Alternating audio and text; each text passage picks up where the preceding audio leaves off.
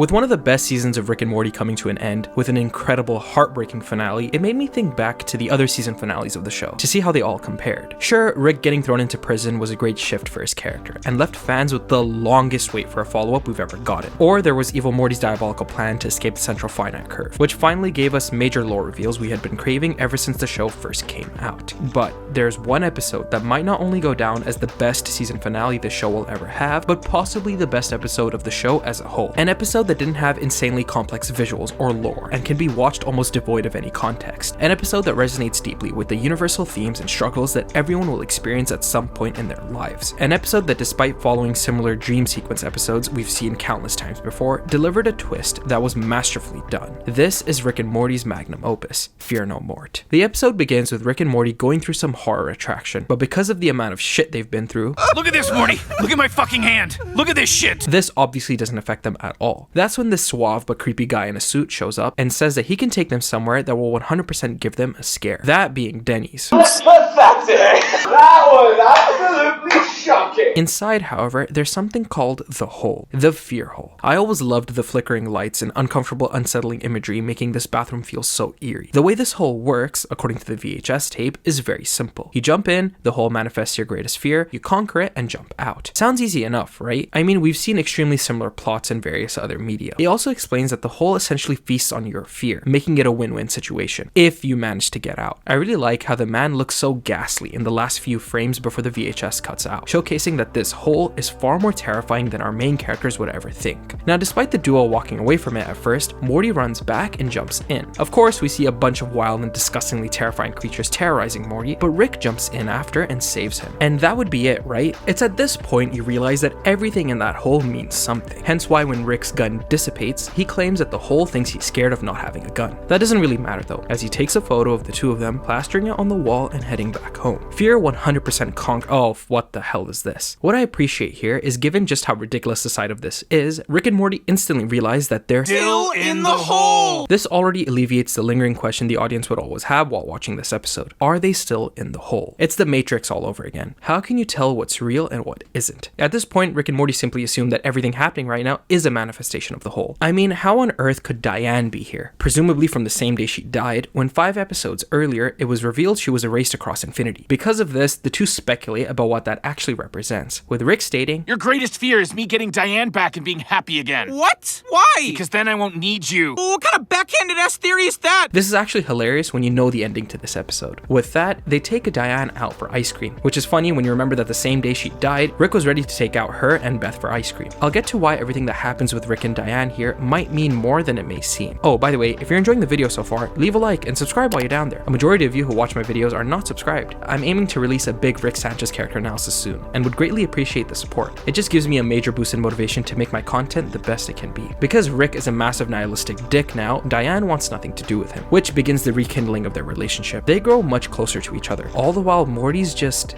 there, waiting for something to happen. It's clear, to him anyways, that Rick being happy isn't his fear. So what is? The next day, we can see Rick looking extremely worn down and weak, indicating that the hole is feeding on him. Given that Morty isn't getting any clarity on what he's actually afraid of, he goes back to Denny's and has a very interesting conversation with that hole guy. I have to mention this exchange. Is there a hole here? Right. I'm supposed to go in there and be shocked that there's no hole or that there is a hole. What difference would it make? This exchange and the entire episode reminds me of Adventure Time's Hall of Egress. Just like the Fear Hole, Finn ends up getting trapped in this mind dungeon. The only catch is that upon escaping through that vault door, he can't open his eyes. If he does, he ends up back at that dungeon. When he guides Jake to where that cave originally was, we see that the Hall of Egress doesn't exist, which is supposed to be that scary, ironic twist. Rick and Morty, though, just does away with showing that entirely, and instead, the whole guy explains what's really going on. Morty seems to think Rick is scared of love, but the guy states, It takes a very rare, very powerful being to be terrified of happiness. Dumb. Facts. But there's a harsh truth behind that sentence. Happiness is fleeting. It's not everlasting. It's like a natural high. Think about your life currently. Your birthday comes up. It's amazing, isn't it? Celebrating with your friends and family. But then the next day, you've got work or some other pressing matters to deal with, and that happiness is pretty much erased. The example the whole guy gives, though, is a relationship. You meet the love of your life, and it's everything you've wanted. It's absolutely beautiful. But guess what? It's gonna end one way or another. This is where Rick and Morty's nihilistic tendencies begin to show. Whether your partner gets sick and dies, or with time time, they begin to outgrow you and fall out of love. The main point is that happiness cannot and will not last forever. Here's the thing, everything that guy just said is true, but it also has to do with your mindset. If you fixate on the fact that happiness is a trap and that things will end one way or another, how are you supposed to enjoy the life you're currently living? This speaks to how Rick lives his life on a day-to-day basis. After losing Diane, he became a lonely drunk who refuses to allow himself to be happy, because the last time he truly was, that happiness was ripped away from him, shattering him into a million pieces that, even after several decades, he still hasn't been able to gather himself back together. It's that same mindset sober Rick has. Just gonna leave. They all leave. So what's better, to live your life as a nihilistic and depressed person, or find a way to enjoy when life gives you opportunities to be happy? I've found that the former is extremely easy, and the latter, infinitely harder. Anyway, after the increasingly depressing lesson he gets from the whole guy, Morty thinks he doesn't matter in the context of this nightmare, and wants to leave. The issue is that the whole won't let Morty go without letting go of Rick, which will never happen, since Rick would rather die than accept happiness. Hearing this, Morty decides to live his life on the edge, trying to feel fear from anything. Eating a spider for some reason doesn't get him scared. However, Not okay! That wasn't normal!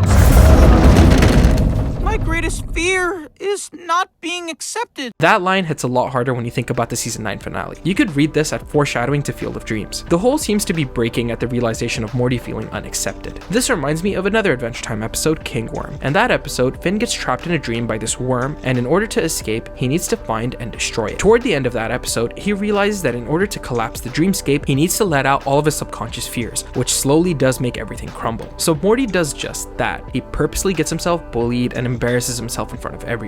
As Rick spends more time with Diane, he then notices the hole being affected, realizing what Morty is doing. After seeing that Morty is dying because the fear hole is now feasting on his fears, Rick makes the tough call to let go of Diane once and for all. I love this last shot of Rick waving goodbye to her. While everything around them fades to black, she's the only one in color, giving us another insight to the lonely mind of Rick Sanchez. At this point, it seems like Rick finally accepts that he's happy, and it seems like the two finally escape the hole. This is when the episode becomes full of Looney Tunes. The two realize they still have a lot of unresolved fears, like Morty being afraid of Rick's happiness, or Morty being afraid that Rick will never admit that he's afraid of something, or the fact that Denny's has increasingly overpriced bacon. This goes on for a while. Swear to God, if we're still climbing out of this fucking hole 2 seasons from now. I loved reading comments about how in every season 9 episode, people would say that we're still in the hole somehow. If that ends up being true sometime down the line, that would actually be so stupid. I don't think that'll ever happen, but I do expect that there will be some mention of the fear hole again in the future. Now Morty seems to think that their biggest fear was simply letting go of uncertainty. I'd say we're pretty native to that at this point. This is definitely a callback to the season 2 premiere, where Rick, Morty, and Summer literally fractured time through their uncertainty, specifically Morty and Summer's uncertainty over whether Rick actually loved them. And so, Rick and Morty live their lives, like actually living them, accepting that they don't need to know if they're still in the hole now. And if it isn't clear already, ironically enough, whenever you see characters age in the show, you already know that something's off. And the punchline is that Morty ends up finding out that one of his fears is growing up to look like Jerry. And what do you know, they're still climbing out of the hole. Such a stupid joke. Then comes the big reveal. No, we're Rick and Morty. I'm not leaving without you.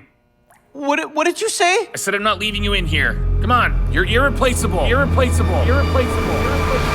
What? And so, something finally clicks. Morty realizes what his biggest fear is. See, ever since the show started, there's been a clear and present quality of Rick's. The guy doesn't give a shit about anything or anyone, or so it would seem. Well, to us, we've actually seen a few moments where it shows that he does care. For example, he started tearing up when looking at old memories of Morty in season 1, and in the season 2 premiere, one of his infinite selves sacrificed himself for Morty. Now let's just take a look at this from the perspective of Morty. To him, it really does seem like Rick doesn't care about him. After all, he witnessed Rick destroying his homeworld without a second thought, and more recently, he found out that the entire reason Rick came to his home universe in the first place was because this was the home of Rick Primes. Let's go back to what Morty said to Rick in the season 6 premiere. You promise I'm not, bait to make that Rick come back? What? Morty, for you to be bait, the guy'd have to value something. He truly does not give a shit. Despite Rick alleviating that fear of Morty, this episode showcases that never went away. I mean, just look at the first shot of the intro that never changes. It's Rick opening up a portal and ditching Morty before he's seemingly devoured by these green monsters. A few episodes before Fear No Mort, Rick finally kills Rick Prime, the last thing that supposedly gave him purpose. And now we're here, with Morty stating, I'm afraid that if I jumped into a hole, you wouldn't even bother jumping in after me. You'd just stand there and watch. From his perspective, after Rick Prime was killed, a small part of him believes that Rick doesn't need him anymore. Yes, he himself stated that Prime doesn't care about anyone, including his own grandson, but it's clear Morty doesn't fully believe that. I mean, just look at what he says in season 9. When I found you, you were bait. When I killed that fish, maybe I should have cut the line. You told me that wasn't true. And then comes the big reveal. You're not even in the hole, are you? Your fear of relying on Rick has been delicious. Dear God! Finally, it seems like Morty has conquered his fear, and he's back to the real world. Rick reveals that he wasn't able to go in since there's a one-person limit, If my fear was fire and yours was water. I get it. basically stating that each of their fears would cancel each other out. Now, if Morty's biggest fear was relying on Rick, then a case could be made that one of Rick's biggest fears is being reliant on Morty. Upon leaving, Morty asks Rick if he finds him irreplaceable, only for him to say, I mean, define irreplaceable. That's good. Good. signaling to Morty that he's well and truly out of the hole. Like I mentioned before, this line from Rick earlier on in the episode takes on a whole new meaning. Your greatest fear is me getting Diane back and being happy again. What? Why? Because then I won't need you. It's like the hole was telling him from the jump what Morty was actually afraid of. Rick then sees how troubled he is and wants to go in, but Morty tells him that it's simply not worth it, that Diane is in there, but not in a good way. However, just like Morty decided to jump in at the last minute at the beginning of the episode, Rick does the same, only to stop at the last minute. This brief pause is so powerful.